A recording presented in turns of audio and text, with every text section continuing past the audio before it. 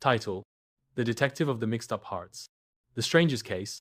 In a small, quiet town called Harmonyville, private detective Max Campbell spent his days solving boring cases, finding lost cats, investigating missing homemade cookies, or confirming whether the neighbor was really stealing the lemons from the garden next door.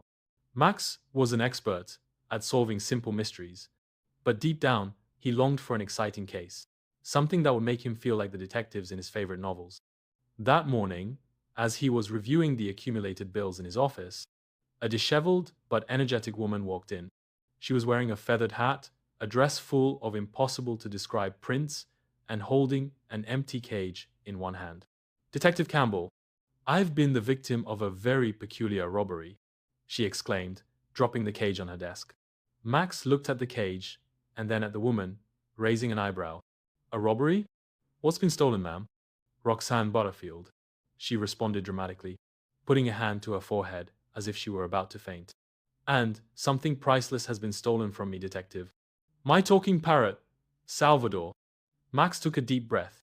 This wasn't the kind of case he'd been expecting, but Roxanne's passion piqued his curiosity. Can Salvador say anything useful? Anything that might help us find him? He asked. Of course. Salvador knows dark secrets about almost everyone in Harmonyville. And besides, he always sings opera when he's in a good mood. Max couldn't help but smile. This case, at least, seemed less boring than the stolen lemons. Unexpected suspects. Max began his investigation in Central Park, where Roxanne claimed to have last seen Salvador. As he inspected the area, he heard a whisper behind the bushes. Are you looking for something, detective? A theatrical voice asked.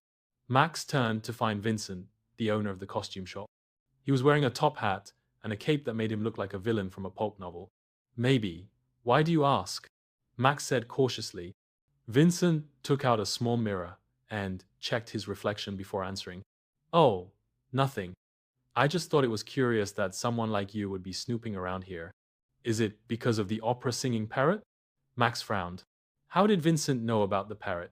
Before he could ask, Vincent gave an exaggerated laugh and left, leaving a cloud of perfume behind him.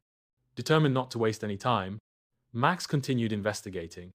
At the Dream Bakery, he found Mrs. Mortimer, famous for her lemon biscuits and sharp tongue. A parrot? Mrs. Mortimer repeated, excitedly kneading bread. I don't know anything about that, but if you find him, tell him I don't like opera. I prefer jazz. Max thanked them and left, increasingly bewildered. An unexpected turn. Just as Max was considering abandoning the case, he received an anonymous call. If you want to find the parrot, come to the alley behind the pizzeria at 9 o'clock, the voice said before hanging up. At 9 o'clock, Max arrived at the alley. Salvador was there, inside his cage. But he wasn't alone. In front of him, Vincent, Mrs. Mortimer, and a group of Harmonyville residents were looking at him guiltily. What's going on here? Max asked, crossing his arms. Vincent stepped forward, holding up his top hat. Detective, this isn't what it seems. We just wanted to organize a surprise concert. Harmonyville needs more culture. Was Salvador kidnapped for a concert? Max was incredulous. Mrs. Mortimer quickly intervened. It's not a kidnapping if we gave him cookies. Besides, Salvador loves to sing for an audience. Roxanne suddenly appeared, looking more dramatic than ever. Salvador is mine, and he won't participate in your cultural antics, she shouted, throwing her arms up as if she were in a play.